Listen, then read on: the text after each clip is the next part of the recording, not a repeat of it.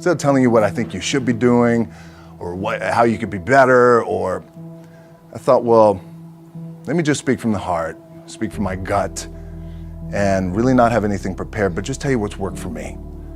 And maybe some of the stuff that's worked for me might work for you now, currently, presently, as you guys have your goals and ambitions, but then further on down the line, as you guys continue to live your life. This idea and this notion that you could be anything you want, you can accomplish anything you want, right? We hear that. You've heard that from the time you were little boys. You hear that now. You're already incredibly accomplished. You guys know that. The thing that has worked for me is to remember the hard times. So, and I'm sure you guys all have your processes. And again, I'm going to tell you what's worked for me. So before a big movie comes out, before, back in the days when I was wrestling with WWE, a WrestleMania match, anything big that would happen, I would always take a moment and I'd just remind myself, all right, I was evicted when I was 14. We were kicked off the island. We couldn't live in Hawaii. Had no place to live. A lot of shit happened then when I moved to Nashville. I was arrested multiple times by the time I was 16 years old. I would remember that, and it allows me then to be present in the moment and understand, holy shit, the stuff I have around me right now, this is the shit that I dreamed of when I was a kid.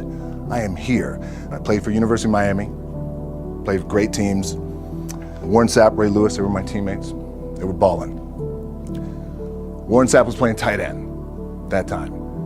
I was starting defensive tackle. Yeah, they moved him over to D-line. And he looked at me, he's like, yo, dude, I'm gonna take your spot. And I said, you ain't taking my spot. He said, I'm gonna take your spot. I said, no, you ain't. We battled, and he took my spot. Now you can imagine how that with me, because there goes my opportunity. He went in, switched to defensive tackle, lit the world on fire. Well, what that did, it crushed me, it crushed my dreams. I had a piss poor senior year, zero production, no NFL, no combine invite, nothing. Finally went to the CFL, Calgary Stampeders, making $250 a week Canadian. Now, I had to send that home to my wife at that time. Had no money. So I remember that. When I got cut from Canada, my dad in his pickup truck came down 4 o'clock in the morning, picked me up in Miami from Tampa. We lived in a little apartment in Tampa. He drove down in his little pickup truck to Miami to get me when I was cut from the CFL. And I thought, well, I leave home like you guys left home. I'm ready to tackle the world, to get after it, achieve my dreams and goals. Crushed by 22, 23 years old. Now I got to move back in with my mom and dad. I played on great teams though. Wait a second, this is not supposed to be my future. I'm supposed to be in the NFL right now. I'm supposed to be making a lot of coin and buying my parents, buying me, taking care of my wife, but it never happened. So I pulled out my wallet. I thought, well, let me see how much money I have. I opened it up. I had a 5, a 1, and change. Well, at least I rounded up to $7. But I thought, God, ain't this a bitch? I got $7 in my pocket. Where the f do I go now? What do I do? I can't go back to CFL. The point comes where you hear that voice, the big run's over. Like, you're done, right? So I heard that voice. So as Coach was saying, man, I hold on to that. I'm telling you, my back is up against this mother. We laugh, we joke, we have a good time, but my back is still up against this mother. I do not forget it. What this also helps me do, and again, it works for me, is at some point, you gotta be tired of not being number one.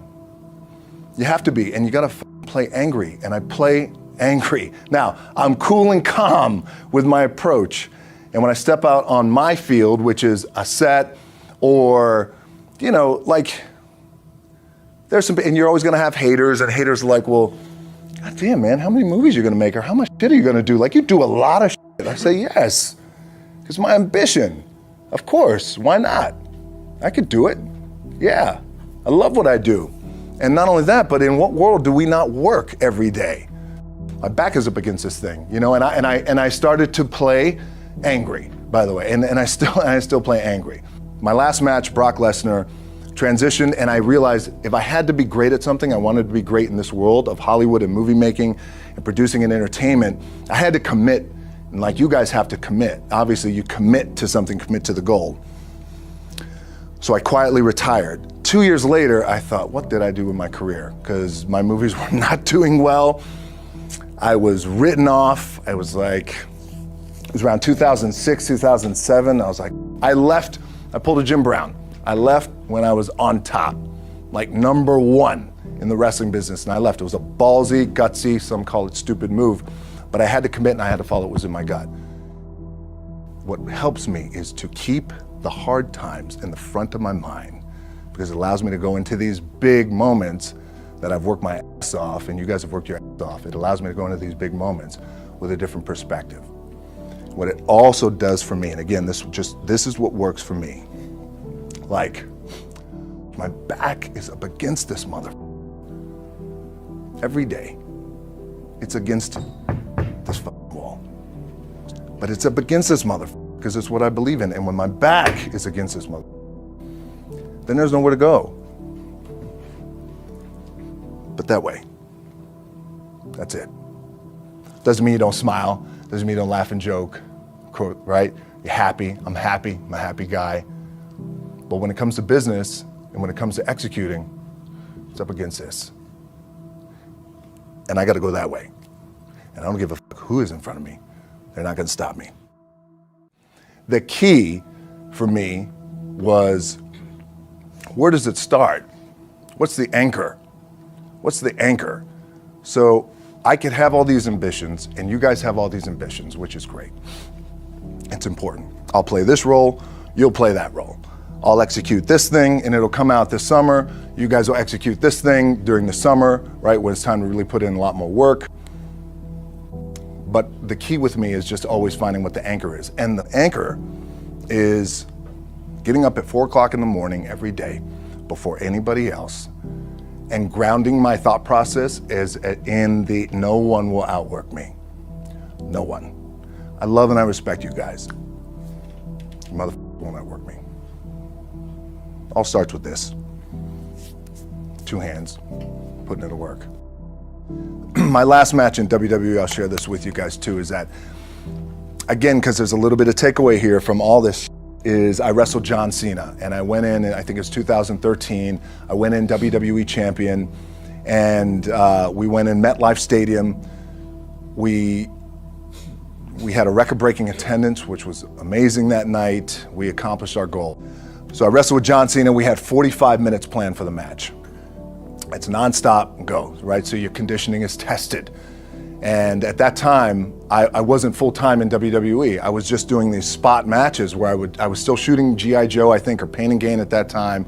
It was Fast and Furious 6 in London.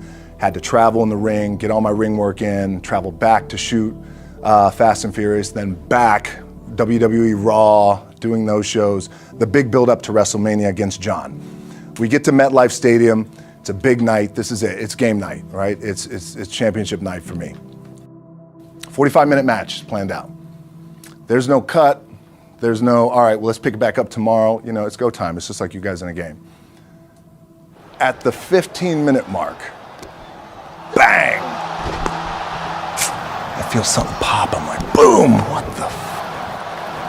I'm laying there, and both of us are out.